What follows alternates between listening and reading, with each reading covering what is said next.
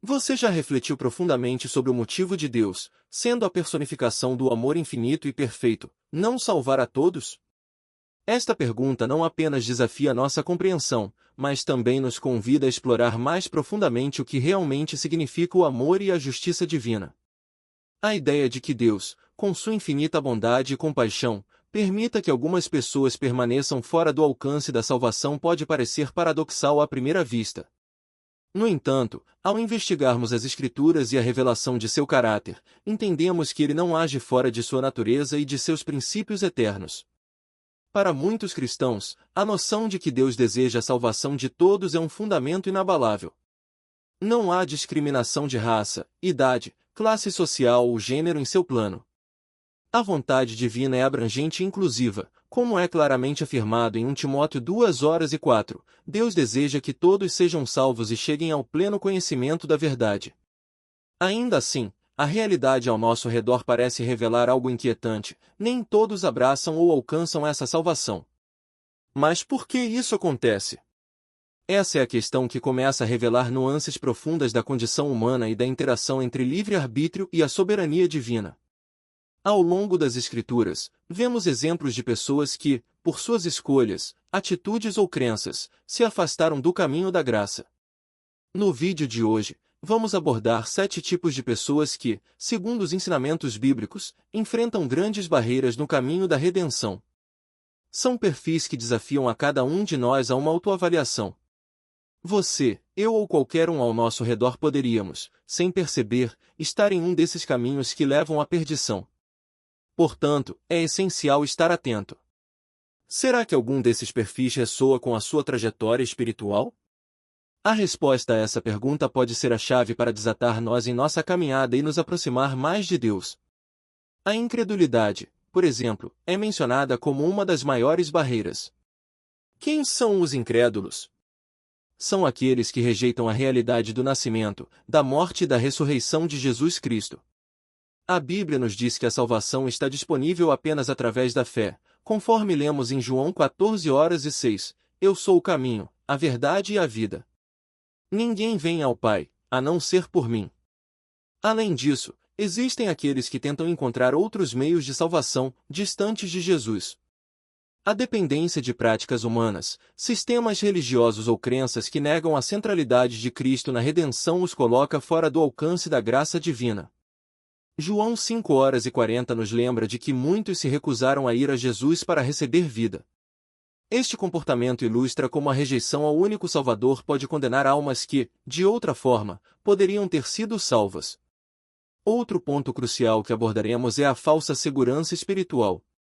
Muitas pessoas confiam em aparências exteriores de religiosidade, acreditando que práticas como ir à igreja regularmente, participar de atividades ministeriais ou dar ofertas generosas sejam suficientes para garantir sua salvação. Mateus 7:21-23 nos apresenta uma advertência severa: nem todo aquele que diz Senhor, Senhor entrará no reino dos céus. Naquele dia, muitos serão surpreendidos ao ouvir: nunca os conheci, afastem-se de mim, vocês que praticam o mal. Essa passagem nos alerta sobre a importância de um relacionamento genuíno com Deus, fundamentado na fé verdadeira e na obediência a seus mandamentos. Ela nos chama a questionar nossas motivações e avaliar se nossas ações refletem de fato um coração transformado pela graça divina. Diante disso, é impossível ignorar a gravidade desse tema. Se cada um de nós será chamado a prestar contas diante do tribunal de Cristo, como é ensinado em 2 Coríntios 5:10, o que estaremos levando em nossas mãos? Que frutos teremos para apresentar? Essas são perguntas que devem nos acompanhar enquanto mergulhamos mais fundo nos próximos perfis que serão discutidos. A jornada não termina aqui. Há ainda mais a ser explorado sobre os outros tipos de pessoas que, segundo a palavra, podem se distanciar da salvação. Cada um desses perfis oferece lições que não só nos desafiam, mas também nos encorajam a buscar um entendimento mais profundo sobre nosso relacionamento com Deus. Prepare-se para continuar essa reflexão no próximo texto, onde abordaremos mais barreiras e revelaremos como elas se manifestam em nossa caminhada espiritual. À medida que avançamos, a pergunta permanece: onde estamos nesse cenário? Quais passos ainda precisamos dar? A Bíblia nos revela que a salvação só pode ser alcançada por meio de Jesus Cristo. Ele é o único caminho que nos conduz ao Pai, como afirmado em João 14:6, Eu sou o caminho, a verdade e a vida. Ninguém vem ao Pai, a não ser por mim. Além disso, em Atos 4:12, aprendemos que não há salvação em nenhum outro, pois debaixo do céu não há outro nome dado entre os homens pelo qual devamos ser salvos. Isso significa que nenhuma conquista humana, seja inteligência, poder, riqueza, aparência física ou até mesmo os laços familiares e amizades, tem a capacidade de garantir a salvação. É exclusivamente pelo sacrifício de Jesus na cruz, onde ele derramou seu sangue em expiação pelos nossos pecados, que somos reconciliados com Deus. Seu ato de amor foi suficiente para redimir toda a humanidade, mas requer de nós fé e arrependimento genuínos. Porém, nem todos alcançam essa graça. Entre os grupos que a Bíblia descreve como incapazes de ser salvos, estão os hipócritas. Jesus, em Mateus 23:13, dirigiu duras palavras aos líderes religiosos de sua época: Ai de vocês, mestres da lei e fariseus, hipócritas! Vocês fecham o reino dos céus diante dos homens. Vocês mesmos não entram, nem deixam entrar aqueles que estão tentando. O hipócrita é alguém que vive de aparências, fingindo ser algo que não é. Essas pessoas podem frequentar a igreja regularmente, aparentar piedade e até mesmo participar de rituais e atividades religiosas. Contudo, em seu coração, falta o compromisso real com Deus. Durante os cultos, erguem as mãos em louvor, mas, fora dali, suas ações e palavras revelam um comportamento alheio aos princípios de Cristo. Para eles, a fé é uma formalidade, e a igreja se torna apenas um espaço de convívio social, desprovido de verdadeira devoção. Em Lucas 18:9-14, Jesus apresenta uma parábola que ilustra bem essa questão. Ele conta sobre um fariseu que orava com arrogância, confiando em sua própria justiça, e um publicano que, reconhecendo sua pecaminosidade, clamava pela misericórdia divina. Essa história destaca a diferença entre aqueles que buscam justificar-se com base em suas obras e aqueles que se humilham diante de Deus, reconhecendo que a salvação vem somente dele. Efésios 2:8-9 reforça essa verdade ao afirmar: Pois vocês são salvos pela graça, por meio da fé, e isto não vem de vocês, é dom de Deus, não por obras, para que ninguém se glorie. Nenhuma boa ação ou prática religiosa pode substituir o papel da graça divina, que é um presente merecido oferecido por Deus a quem crê. Outro grupo que enfrenta a impossibilidade de salvação são os apóstatas. Essas são as pessoas que, mesmo conhecendo a verdade do Evangelho, escolhem deliberadamente voltar às práticas pecaminosas. 2 Pedro 2:20-22 alerta sobre o perigo dessa situação, se, depois de terem escapado das corrupções do mundo pelo conhecimento de nosso Senhor e Salvador Jesus Cristo, são novamente envolvidos e vencidos por elas, estão em pior estado do que no início. Esses indivíduos representam um caso sério de afastamento, pois, após experimentarem os benefícios da salvação, rejeitam o chamado divino. O apóstolo Pedro compara essa atitude aos provérbios que dizem: o cão volta ao seu vômito e a porca lavada volta a revolver-se na lama. Apesar de terem mostrado sinais externos de mudança, como abandonar vícios ou adotar práticas religiosas, suas verdadeiras naturezas acabam por prevalecer, levando-os de volta ao mundo e às suas tentações. Por fim, outro grupo destacado nas Escrituras é o dos blasfemos, especialmente aqueles que cometem blasfêmia contra o Espírito Santo. Em Mateus 12:31-32, Jesus declara: Todo pecado e blasfêmia serão perdoados aos homens, mas a blasfêmia contra o Espírito não será perdoada. Quem disser uma palavra contra o Filho do Homem será perdoado, mas quem falar contra o Espírito Santo não será perdoado, nem nesta era, nem na futura. A blasfêmia contra o Espírito Santo envolve rejeitar deliberadamente a obra do Espírito, zombar ou desdenhar de sua manifestação. Trata-se de um pecado imperdoável porque representa uma resistência total e consciente à graça de Deus. É um alerta para que tomemos cuidado com nossas palavras e atitudes em relação ao mover do Espírito. Participar de brincadeiras, piadas ou comentários desrespeitosos sobre o poder de Deus pode levar a consequências eternas. E assim, o texto bíblico nos desafia a refletir sobre nossa condição espiritual e sobre a necessidade de um compromisso genuíno com Cristo. Segundo as Escrituras, há um grupo de pessoas que, infelizmente, não podem mais ser salvas, aquelas que já faleceram. Durante momentos de luto, é comum que familiares busquem conforto em líderes religiosos e peçam orações por seus entes queridos. No entanto, é essencial compreender que a Bíblia é clara ao afirmar que, após a morte, o destino eterno de uma pessoa já está definido. Não há orações ou intervenções humanas que possam alterar essa realidade. A salvação é uma decisão que deve ser tomada em vida. Enquanto vivemos, temos a oportunidade de nos reconciliar com Deus, de reconhecer a obra redentora de Jesus Cristo e de receber o presente da vida eterna. Após a morte, essa escolha não pode mais ser feita, e qualquer chance de mudança torna-se impossível. A ideia de um purgatório, defendida por algumas tradições, não encontra respaldo nas Escrituras. Não há menção bíblica que indique que após a morte exista um processo de purificação que permita alcançar a salvação. Essa realidade, embora difícil de aceitar para muitos, não contradiz o amor de Deus. Pelo contrário, revela seu profundo compromisso com a justiça. Deus, em seu imenso amor, já realizou o maior ato de misericórdia ao enviar seu Filho, Jesus Cristo, para morrer na cruz pelos pecados da humanidade.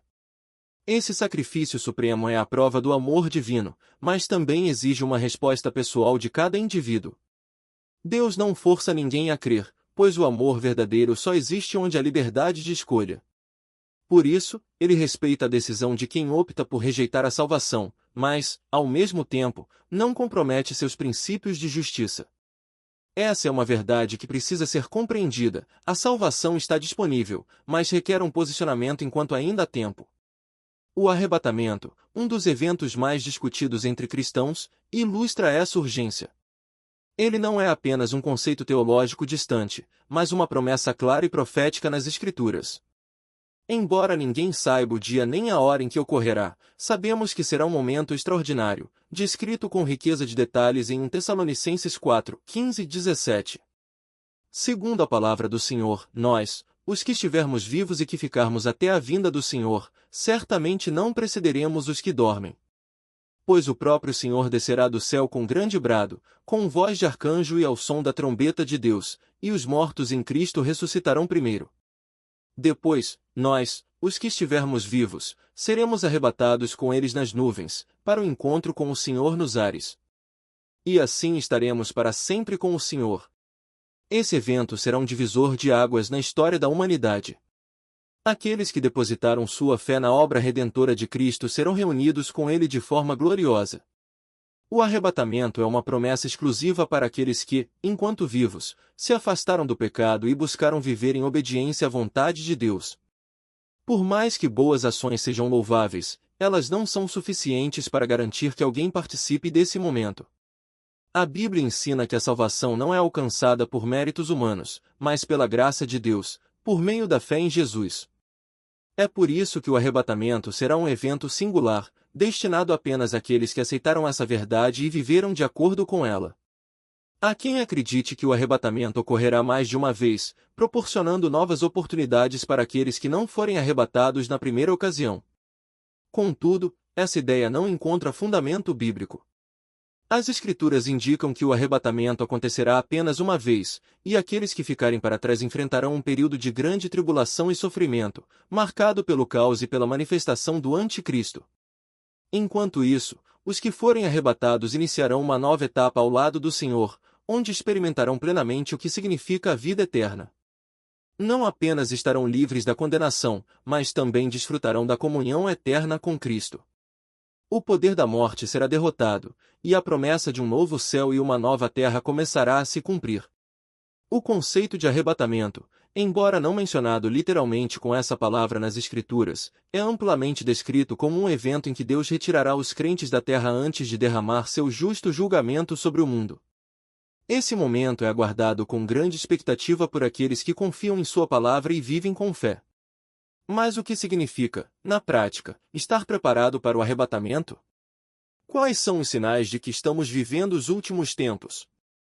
Essas perguntas nos conduzem a uma reflexão mais profunda sobre os eventos proféticos descritos na Bíblia. A Bíblia, em diversas passagens e livros, aponta para a realização de um dos eventos mais marcantes do plano divino, o arrebatamento. Referências a esse acontecimento estão espalhadas por toda a Escritura, desde os evangelhos de Mateus, Marcos e Lucas até as epístolas e outras partes do Novo Testamento. Esses textos não apenas mencionam o arrebatamento, mas o colocam como um evento central na escatologia cristã, reiterando sua importância e destacando-o como uma promessa divina destinada à Igreja. Por ser um tema de tamanha relevância, o arrebatamento tem sido objeto de inúmeras interpretações, debates e ensinamentos ao longo dos séculos. Essas discussões, no entanto, nem sempre convergem para um entendimento correto. Uma das confusões mais frequentes está na ideia de que o arrebatamento e a segunda vinda de Cristo seriam eventos idênticos. Embora essa seja uma crença amplamente difundida, uma análise cuidadosa e aprofundada das Escrituras revela diferenças claras e inconfundíveis entre essas duas manifestações de Cristo. As diferenças começam pelo próprio propósito de cada evento. No arrebatamento, os crentes vivos e os mortos em Cristo serão reunidos com o Senhor nos ares. Como descrito em 1 Tessalonicenses 4:17, esse momento será marcado pela união gloriosa entre Jesus e aqueles que pertencem a Ele. Depois, nós, os que estivermos vivos, seremos arrebatados juntamente com eles nas nuvens, para o encontro com o Senhor nos ares. Já na segunda vinda, o Senhor retornará à terra com todos os que foram arrebatados. Esse retorno será visível para todos os povos e será acompanhado de poder e glória, como descrito em Mateus 24:30. Então aparecerá no céu o sinal do Filho do Homem, e todos os povos da terra se lamentarão e verão o Filho do Homem vindo sobre as nuvens do céu, com poder e grande glória. Além disso, o arrebatamento será instantâneo, algo que ocorrerá num piscar de olhos, conforme descrito em 1 Coríntios 15:52, num momento, num abrir e fechar de olhos, ao som da última trombeta.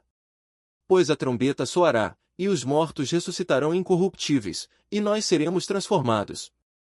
Por outro lado, a segunda vinda será um evento prolongado e visível, testemunhado por todos, como um relâmpago que ilumina o céu de um lado a outro.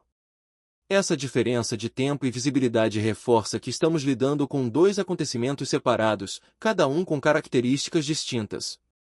Outro ponto crucial que diferencia o arrebatamento da segunda vinda é a sua imprevisibilidade. O arrebatamento pode ocorrer a qualquer momento, sem qualquer aviso, enquanto a segunda vinda está atrelada ao cumprimento de eventos específicos e profecias que antecedem o fim dos tempos. Essa distinção está claramente estabelecida nas Escrituras, apontando para a necessidade de vigilância e preparo constante por parte dos crentes. Infelizmente, muitas interpretações equivocadas sobre o arrebatamento têm levado à disseminação de ideias que não encontram respaldo bíblico. Uma dessas ideias errôneas é a crença de que o arrebatamento é reservado apenas para pessoas boas ou moralmente exemplares. No entanto, a Bíblia é categórica ao afirmar que o arrebatamento está destinado exclusivamente aos crentes em Cristo Jesus. Boas ações e uma conduta exemplar, embora valiosas, não são suficientes para garantir a participação nesse evento. O único requisito é a fé genuína em Jesus Cristo como Senhor e Salvador, como enfatizado em João 14:6, eu sou o caminho, a verdade e a vida. Ninguém vem ao Pai, a não ser por mim. Outro aspecto importante é o consolo que o arrebatamento traz para aqueles que perderam entes queridos que eram fiéis em Cristo. As Escrituras nos ensinam que os mortos em Cristo ressuscitarão primeiro, antes mesmo dos crentes vivos serem transformados e levados ao encontro do Senhor. Essa promessa, encontrada em 1 Tessalonicenses 4:16, é uma fonte de esperança inabalável, pois o Senhor mesmo descerá do céu com grande brado, a voz do arcanjo e ao som da trombeta de Deus, e os mortos em Cristo ressuscitarão primeiro. Essa certeza oferece consolo aos que aguardam o reencontro na eternidade, reafirmando a fidelidade de Deus às suas promessas. Diante de tudo isso, surge a inevitável pergunta: como podemos nos preparar para o arrebatamento? As Escrituras são claras ao ensinar que a preparação envolve uma vida de fé ativa, marcada pela obediência a Deus e pela expectativa vigilante. Jesus alertou em Lucas 18:8, quando o Filho do Homem vier, encontrará fé na terra? Essa pergunta ecoa como um chamado à reflexão e nos lembra da necessidade de cultivar uma fé sólida, inabalável e genuína, que vá além das palavras e se manifeste em ações e transformação de vida. Mas o que significa, na prática, estar realmente pronto para o arrebatamento? Como essa preparação se reflete nas escolhas diárias, nas prioridades e na maneira como vivemos? Essas questões abrem caminho para uma análise mais profunda sobre o que significa viver em prontidão para esse evento grandioso. Portanto, amados irmãos e irmãs, é essencial que nos dediquemos completamente às coisas que edificam nossa fé, que nos incentivam a viver de acordo com os princípios da justiça e que nos motivam a caminhar de forma reta perante o Senhor. A vida cristã exige mais do que palavras, ela exige uma atitude constante de santidade, pureza e integridade. Não devemos permitir que ninguém nos desanime ou nos desvie da importância de viver com fé e retidão, pois isso é o que nos mantém firmes na expectativa do arrebatamento, o grande evento que nos aguarda. O Senhor tem nos dado graça, sabedoria e discernimento para que possamos manter nossa pureza de coração e nosso compromisso com Ele, não apenas em palavras, mas também em ações diárias. Uma das formas mais eficazes de nos prepararmos para o arrebatamento é o estudo contínuo e a meditação das Escrituras. A palavra de Deus deve ser o nosso guia, a fonte de sabedoria que nos direciona em todas as situações da vida. A Bíblia não é apenas um livro para ser lido, ela é uma fonte viva de conhecimento, que nos proporciona entendimento profundo e aplicação prática em nosso caminhar diário. Todo crente que se dedica ao estudo da palavra se torna mais forte na fé e capaz de aplicar os ensinamentos divinos em todas as áreas da sua vida, transformando-se em um trabalhador que não precisa se envergonhar, como é dito em 2 Timóteo 2:15. O estudo das Escrituras nos capacita a viver de forma fiel e obediente, sendo luz para aqueles que nos cercam e testemunhas vivas do poder de Cristo. É importante destacar que o estudo da Bíblia deve ser feito de forma consciente e diligente, evitando qualquer tendência de buscar novas revelações ou ensinamentos que se distanciem da verdade bíblica. Muitas vezes, surgem ideias e filosofias que podem parecer atraentes, mas que, na realidade, nos afastam da simplicidade e da clareza da palavra de Deus. Em Colossenses 2:8, a Bíblia nos alerta sobre esses desvios, dizendo: "Cuidado, para que ninguém vos faça presa sua por meio de filosofias e vãs sutilezas, conforme a tradição dos homens, conforme os rudimentos do mundo, e não segundo Cristo." A verdade da palavra de Deus é acessível a todos, e ela foi revelada de forma clara para que possamos, com fé e obediência, viver em conformidade com os mandamentos do Senhor. Além disso, a vida cristã não é feita para ser vivida isoladamente. A Bíblia enfatiza a importância da comunidade de crentes, pois é nela que encontramos encorajamento, apoio e crescimento espiritual.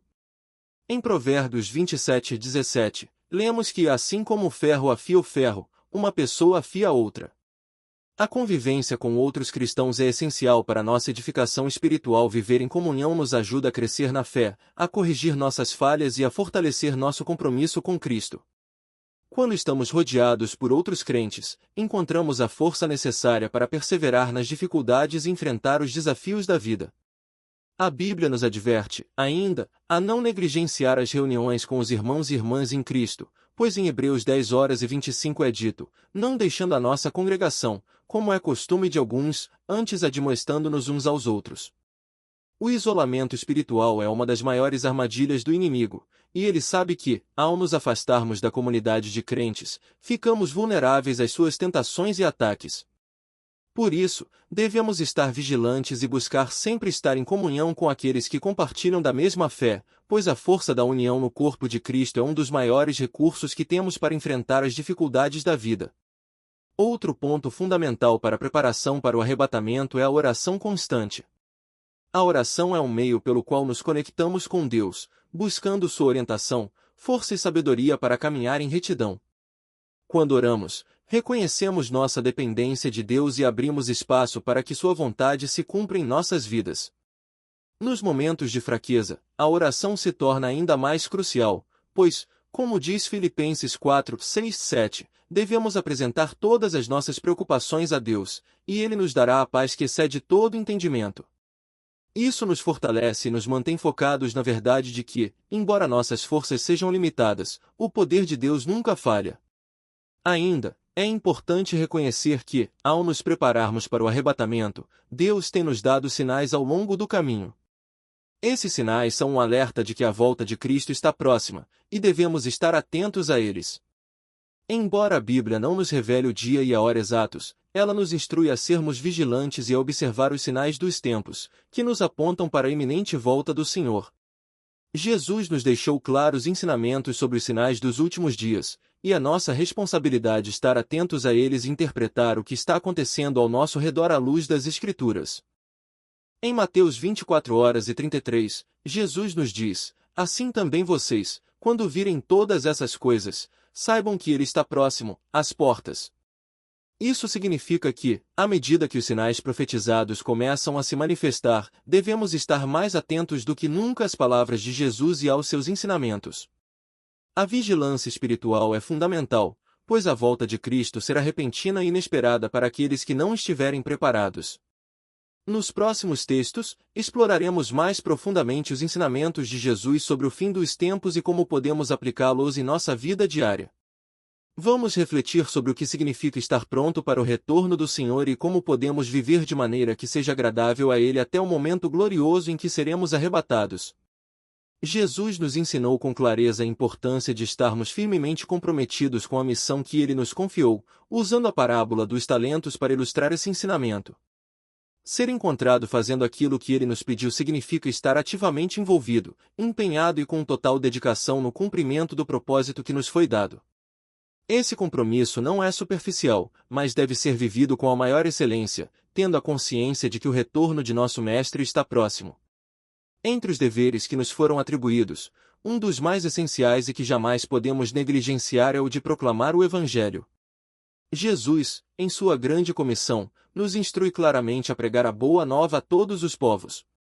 Essa missão não é restrita a um grupo seleto, mas é um chamado para todos os cristãos, para que, por meio de nossa fé, possamos ser instrumentos para espalhar a palavra de Deus e alcançar os corações das pessoas ao nosso redor. A responsabilidade de pregar o Evangelho é urgente, pois a verdade de Cristo deve ser compartilhada com o maior número possível de pessoas, independente das dificuldades que possamos encontrar no caminho. O Evangelho precisa ser levado a todos os cantos da Terra, alcançando os cerca de 8 bilhões de habitantes do mundo. Não importa os obstáculos, nossa missão é clara e precisa ser cumprida com determinação. Mas, além de pregar, Jesus nos incumbiu também da missão de fazer discípulos, ou seja, não apenas levar a palavra, mas ensinar aos outros a seguir o caminho do Mestre, ajudando-os a viver de acordo com os princípios do reino de Deus. Em Mateus 28:20, Jesus nos orienta a ensinar todos os novos crentes a obedecerem aos seus mandamentos. A tarefa de fazer discípulos é de extrema importância e continua sendo uma das maiores necessidades da Igreja hoje. Jesus não pediu que apenas algumas pessoas fossem feitas discípulas, mas que todos os que o seguissem também ajudassem a formar novos discípulos. Isso cria uma cadeia de multiplicação no reino de Deus, onde discípulos geram outros discípulos, perpetuando o Evangelho através das gerações. Essa tarefa de fazer discípulos é, portanto, fundamental e precisa ser realizada com dedicação e comprometimento. Nosso compromisso com essa missão de fazer discípulos e pregar o Evangelho é, em última análise, um reflexo de nossa fidelidade ao chamado de Jesus. A verdadeira prova de que estamos cumprindo a missão dada por Cristo será quando Ele retornar e nos encontrar fielmente engajados em suas obras. Não basta professar a fé ou pregar ocasionalmente, mas devemos viver de acordo com os princípios de Cristo, aplicando o que Ele nos ensinou em todas as áreas da nossa vida e nos tornando exemplos vivos para aqueles ao nosso redor. Além disso, uma das orientações mais cruciais de Jesus para vivermos bem nos tempos finais é manter uma vigilância espiritual constante, cuidando para que as distrações do mundo não nos afastem do verdadeiro caminho que Ele nos indicou. Em Marcos 13:33, Jesus nos alerta sobre a necessidade de estarmos sempre atentos, vigiando e orando, pois não sabemos o momento exato de sua chegada. Para um cristão, essa vigilância espiritual não é apenas um estado de alerta, mas uma atitude de constante oração e dedicação. A oração é um dos meios mais poderosos para manter nossa conexão com Deus e para garantir que não sejamos desviados das verdades eternas que Ele nos ensinou. Em tempos difíceis como os que estamos vivendo, é imperativo que intensifiquemos nossa vida de oração. Quando oramos, não apenas comunicamos nossas necessidades a Deus, mas também ouvimos sua voz, recebendo orientação e força para resistir às tentações e aos desafios diários. A oração nos dá a graça necessária para seguir em frente e nos mantém firmes na caminhada cristã. Além disso, é por meio da oração que conseguimos discernir a vontade de Deus para nossas vidas, permitindo-nos tomar decisões que estejam alinhadas com seu propósito divino. A oração contínua é, portanto, um exercício essencial para permanecermos alertas, espiritualmente preparados para o que está por vir. Muitos cristãos ainda não se dão conta de que o mundo está mudando rapidamente, e muitas das transformações que estamos vendo estão alinhadas com a agenda do Anticristo. Satanás está trabalhando incessantemente para desviar os filhos de Deus, levando-os para longe da verdade. O diabo é astuto e enganador, e seu objetivo é nos fazer perder a vigilância, nos tornando insensíveis ao que está acontecendo ao nosso redor. Por isso, é tão importante dedicar tempo diário à oração, pois isso nos mantém alertas, nos fortalece e nos prepara para enfrentar as tentações e os desafios que surgem em nosso caminho. Pergunte a si mesmo: quanto tempo você tem dedicado à oração todos os dias? A oração diária não é apenas um momento de petições, mas um espaço de encontro com Deus, onde buscamos sua presença, seu consolo e sua sabedoria. A falta de oração contínua é uma das maiores causas da fraqueza espiritual em muitos cristãos, pois sem ela, perdemos nossa conexão com o Senhor e nos tornamos vulneráveis aos ataques do inimigo. Como Jesus nos ensinou, devemos estar atentos e orar constantemente, pois não sabemos a hora exata do seu retorno.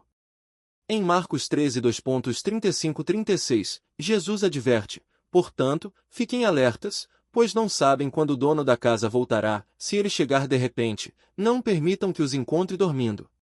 Essa mensagem é clara: devemos evitar a insensibilidade espiritual, que é o estado de dormência em que nos tornamos indiferentes às coisas de Deus. Dormir, nesse contexto, não se refere ao descanso físico, mas à falta de atenção e cuidado espiritual. Por isso, em tempos de incertezas e mudanças rápidas, é fundamental que permaneçamos vigilantes, orando e buscando a direção de Deus a cada dia. Continuar a praticar a vigilância espiritual e a oração constante é a chave para que estejamos preparados para o retorno de Cristo. Quando estamos espiritualmente despertos, estamos prontos para enfrentar os desafios que virão e para ser encontrados fazendo aquilo que Jesus nos mandou. O tempo está passando e a volta de Jesus se aproxima, por isso devemos estar preparados, atentos e focados na missão que ele nos confiou. Jesus, ao nos orientar sobre como devemos viver durante os tempos finais, enfatiza a importância de estarmos sempre atentos e vigilantes, cientes de que a sua volta está próxima, mas que ninguém sabe o dia nem a hora em que ele retornará. Ele nos chama a não permitir que as distrações da vida, as preocupações cotidianas e as pressões do mundo nos afastem do nosso compromisso com o reino de Deus e da nossa missão de preparação para esse grande momento. A vigilância que ele nos pede não é apenas um estado de espera passiva, mas uma ação constante e consciente de manter o foco nas coisas espirituais, assegurando que nossa fé não seja abalada pelas circunstâncias da vida. Cada um de nós deve estar ativamente envolvido na preservação das convicções que carregamos no coração, mantendo-nos firmes na fé, buscando agradar a Deus em todas as áreas da nossa vida e evitando qualquer coisa que possa desviar nossa atenção e compromisso com Ele. Em Lucas 21, 2:34-35, Jesus nos faz um alerta sério, pedindo para que tenhamos muito cuidado com as distrações e as ansiedades que a vida cotidiana pode gerar. Ele nos adverte de que, em meio à agitação do dia a dia, o retorno de Cristo poderá ser algo inesperado e repentino, como uma armadilha. Ele sabe que a vida pode nos absorver tanto que acabamos nos esquecendo dos sinais de seu retorno. Ele menciona a indiferença espiritual que ocorreu nos dias de Noé, em Sodoma e Gomorra, e até mesmo em Babilônia, antes de sua destruição. As pessoas estavam tão focadas em suas rotinas diárias, comendo, bebendo, casando-se, que ignoraram as advertências de Deus, levando à sua destruição. Isso nos faz refletir sobre como estamos vivendo hoje. Embora possamos estar imersos em nossas próprias vidas e responsabilidades, é essencial que não nos esqueçamos de Deus e de suas orientações, que devem ser sempre a prioridade em nossa jornada. Porém, o que vemos no mundo atual é uma grande desconexão de Deus. Muitas pessoas, influenciadas por enganos espalhados por diversos meios de comunicação e figuras públicas, estão se afastando de sua verdade, sem se dar conta de que a batalha espiritual está cada vez mais intensa ao nosso redor. Além disso, Jesus também nos chama a atenção para as ansiedades da vida, que não são necessariamente pecados explícitos, mas que podem se tornar obstáculos enormes para a nossa fé. Ele sabe que as dificuldades cotidianas, como as pressões financeiras, familiares e pessoais, podem enfraquecer a fé de muitos. Quando estamos sobrecarregados com essas ansiedades, podemos facilmente perder o foco naquilo que realmente importa. A confiança em Deus deve ser nossa maior prioridade, pois Ele é a única fonte de paz verdadeira que pode nos sustentar em tempos de tribulação. Jesus nos adverte que não devemos permitir que essas preocupações sejam um peso tão grande que nos afastem do caminho da fé. Ao contrário, Ele nos desafia a entregar nossas ansiedades a Ele, confiando que Ele nos dará a força necessária para superar qualquer dificuldade que possamos enfrentar. Este é um momento de reflexão profunda sobre como estamos vivendo nossas vidas. Como cristãos, somos chamados a ser vigilantes não apenas em relação às tentações externas, mas também às preocupações internas que podem enfraquecer nossa fé. A ansiedade, o medo e as preocupações com o futuro podem facilmente nos consumir, mas Jesus nos ensina que devemos buscar primeiro o seu reino e a sua justiça, e todas as outras coisas nos serão acrescentadas. Essa é a base de uma fé sólida e inabalável, que não se deixa perturbar pelas circunstâncias externas. Devemos ser como um farol de luz em meio às trevas do mundo, sempre atentos e prontos para cumprir a missão que nos foi dada, independentemente dos desafios e adversidades. Em 2 Timóteo 3, 1-5, o apóstolo Paulo nos alerta sobre o que esperar nos últimos dias, tempos difíceis e caracterizados por um crescente egoísmo, desobediência e desrespeito pelos valores divinos. As pessoas se tornarão egoístas, avarentas, orgulhosas e arrogantes, desprezando os valores de Deus e vivendo de forma egoísta. Essas atitudes, no entanto, não serão apenas externas, mas também se manifestarão em uma falsa aparência de piedade. Paulo nos diz que muitos terão uma aparência de piedade, mas negarão o poder transformador dessa fé. Esta é uma advertência clara para que não nos associemos com pessoas que, embora se apresentem como cristãs, vivem de maneira oposta ao que as Escrituras ensinam. Precisamos discernir essas falsas piedades e manter nossa distância dessas influências que, muitas vezes, são disfarçadas de bondade, mas que, na realidade, são práticas que desviam as pessoas da verdadeira caminhada com Cristo. A verdadeira piedade, segundo as Escrituras, não é apenas uma aparência externa, mas uma vida transformada e dedicada a Deus em espírito e em verdade. Somos chamados a viver de maneira que reflita a verdadeira natureza de nossa fé, não apenas em palavras, mas principalmente em ações. Em tempos de dificuldades, nossa fé deve ser mais forte do que nunca, e devemos estar prontos para resistir a qualquer forma de engano ou desvio. Jesus nos chama a ser firmes na fé, a continuar em sua palavra e a buscar sua vontade em todos os momentos. Se mantivermos nossos olhos fixos em Cristo e perseverarmos em nossa jornada espiritual, Ele nos recompensará, conforme prometido em Apocalipse 22:12, Eis que venho em breve, e minha recompensa está comigo, para dar a cada um conforme o seu trabalho. Esse versículo nos faz refletir sobre as prioridades que estamos estabelecendo em nossas vidas. Quando tudo estiver dito e feito, o que permanecerá? O que, de fato, vale a pena preservar em nossas vidas? Estas são questões profundas que nos desafiam a repensar nossas escolhas e os valores pelos quais estamos vivendo. À medida que avançamos em nosso caminho, devemos estar sempre atentos a essas questões e perguntar a nós mesmos o que realmente importa. Em momentos de crise ou quando confrontados com a finitude da vida, nossa visão sobre o que é essencial muda completamente. E é nessas reflexões que nos preparamos para o grande dia, aguardando com fé e esperança o retorno glorioso de Cristo, sabendo que nossa recompensa está em Suas mãos. O que estamos fazendo hoje para estar prontos para aquele momento? A forma como vivemos agora determina o que encontraremos na eternidade. Neste exato momento, à medida que enfrentamos as realidades da vida e da morte, tudo o que parecia importante se torna insignificante diante da grandeza de uma verdade eterna. Nada mais se compara à centralidade de Cristo Jesus em nossas vidas. Quando confrontados com a inevitabilidade da morte, é nesse ponto que percebemos, de maneira clara e inquestionável, que todas as nossas conquistas terrenas, os bens materiais que acumulamos e até as vitórias que celebramos, perdem seu valor real. O que se torna primordial, nesse instante decisivo, é a nossa união com Cristo, a qual Ele possibilitou através da sua ação redentora na cruz. A cruz de Cristo, em toda a sua profundidade e mistério, é o único caminho para a salvação de nossas almas, e é por meio dela que obtemos a certeza da vida eterna após a morte.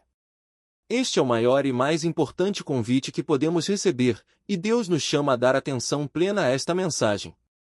Abrir o coração para essa verdade não é apenas uma escolha, mas uma necessidade urgente. Pois, como a Escritura nos ensina, não sabemos o que acontecerá no próximo instante. O amanhã é incerto e fugaz, e o que se nos apresenta neste momento é uma oportunidade única de refletir profundamente sobre a cruz e o impacto que ela tem em nossas vidas e destinos eternos. Como Paulo escreve em Gálatas 6:14, nossa maior glória deve ser encontrada exclusivamente na cruz de nosso Senhor Jesus Cristo. Ele afirma: longe esteja de mim gloriar-me, senão na cruz de nosso Senhor Jesus Cristo, por quem o mundo está crucificado para mim, e eu para o mundo. Esta verdade traz consigo uma revelação poderosa e transformadora. À medida que nos aproximamos da eternidade, todas as nossas conquistas, posses e ambições mundanas são reveladas em sua verdadeira natureza, efêmeras, passageiras e sem valor eterno. Pense, por um momento, sobre a situação de alguém que se encontra à beira da morte. Este é um exercício de reflexão que oferece um paralelo impressionante com a nossa própria vida, se tivermos a coragem de olhar para a realidade da morte com clareza. Imagine um empresário que passou meses, até anos, construindo um império de negócios, organizando reuniões e planejando o futuro. Quando ele se vê diante da morte iminente, todos os seus esforços e planos, até então considerados fundamentais, se tornam irrelevantes. O encontro com a morte faz com que ele olhe para sua vida e perceba que aquela reunião de negócios agendada para a próxima semana, pela qual ele havia sacrificado tanto, agora não tem mais valor algum. Da mesma forma, o desejo insaciável por riqueza, o prazer de acumular bens materiais e até mesmo a sua paixão pelo time de futebol favorito perdem o brilho, tornando-se simplesmente detalhes pequenos e sem importância diante da grandeza do que está por vir. É um lembrete tocante que nos chama à reflexão: as coisas pelas quais lutamos e nos esforçamos incansavelmente, no final, não têm valor diante da eternidade. O dinheiro, os bens materiais e as realizações mais valorizadas neste mundo são passageiros, efêmeros. O que verdadeiramente importa é a cruz de Cristo.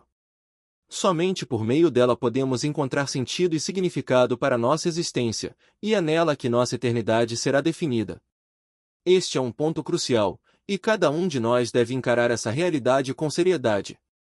Pois a morte, com sua inevitabilidade, chegará para todos, e quando ela se aproxima, todas as nossas preocupações mundanas, nossas prioridades mal orientadas, desaparecerão como fumaça.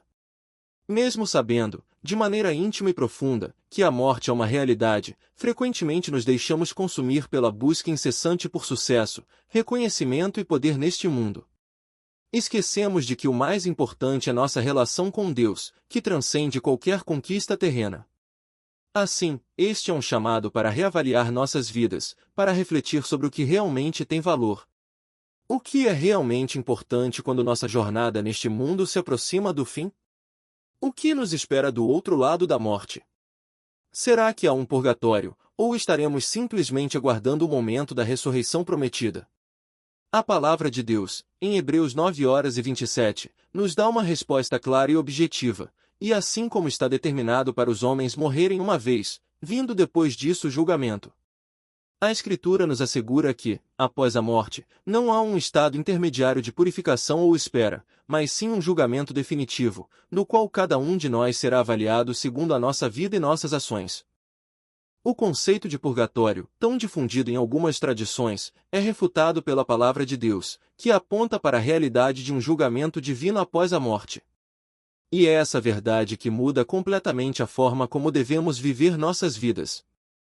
Saber que, após nossa morte, seremos avaliados por um Deus santo, justo e eterno, que observará todos os nossos pensamentos, palavras e ações, é algo que deve impactar profundamente nossa maneira de viver.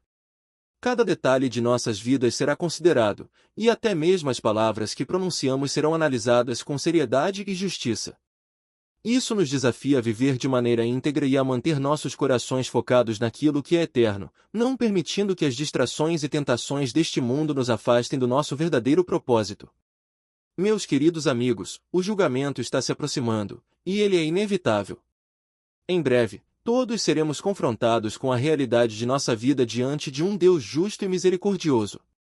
E o que decidirá o destino eterno de cada um de nós será, em última análise, a nossa relação com Cristo, o que fizemos com sua cruz e como vivemos à luz dessa verdade eterna.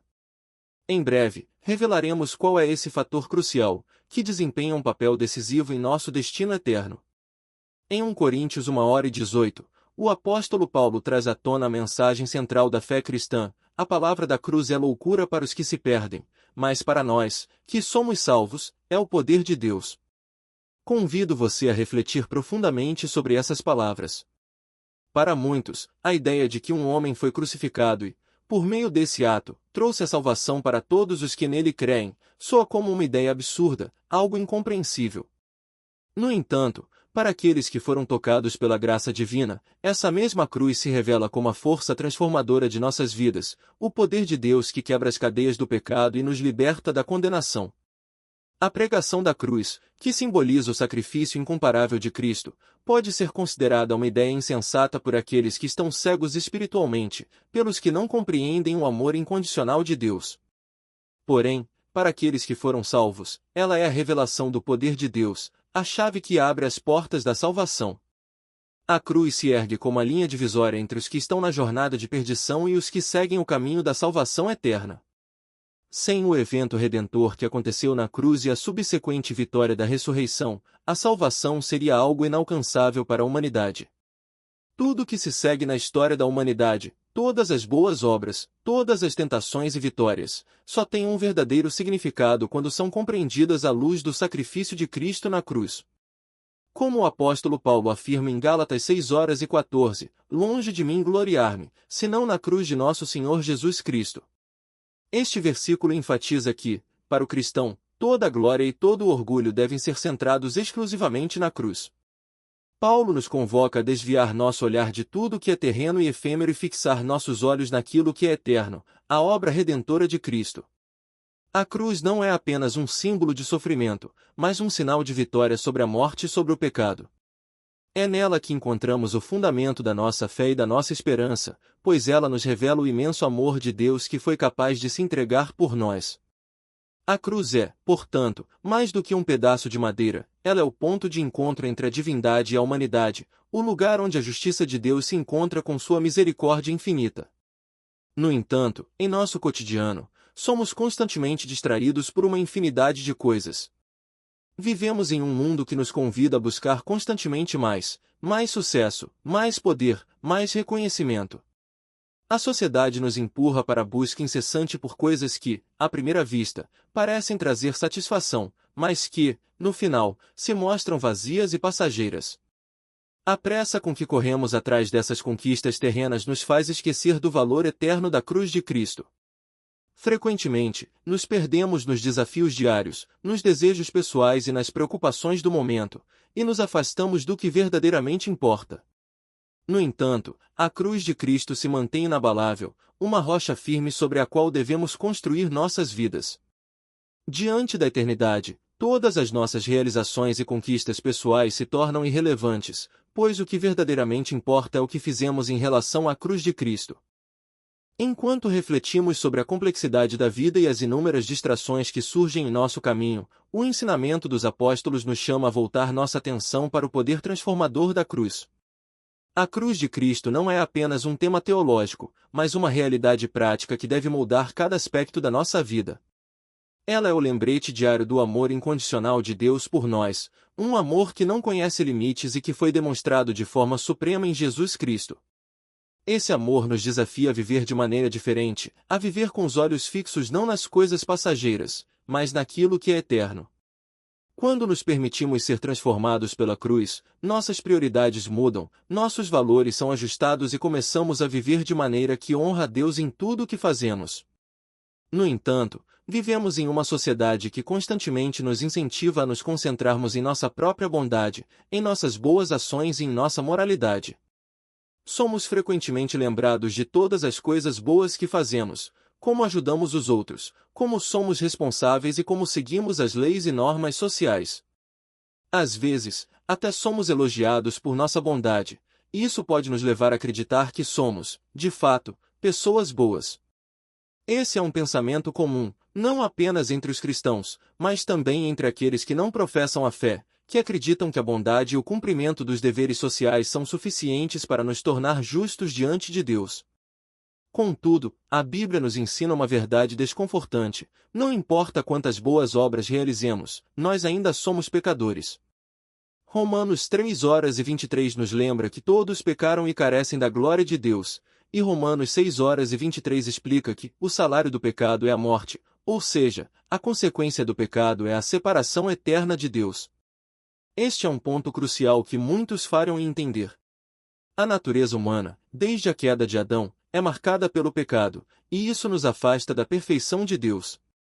Embora possamos viver de maneira relativamente justa aos olhos dos outros, nossas ações nunca serão suficientes para nos tornarmos justos diante de um Deus santo e perfeito. O pecado não se resume apenas a transgressões graves ou crimes terríveis, ele está presente em nossas ações cotidianas, em nossos pensamentos e atitudes. A Bíblia desafia nossa visão limitada sobre o pecado, revelando que ele afeta todos os aspectos da nossa vida e que todos estamos, de alguma forma, longe da glória de Deus. Essa é a razão pela qual a cruz de Cristo é tão essencial, ela foi o único meio pelo qual nossa separação de Deus pôde ser reconciliada. Somente por meio do sacrifício de Cristo podemos ser perdoados e restaurados à comunhão com Deus. Todos nós falhamos em alcançar a perfeição diante do Deus Todo-Poderoso.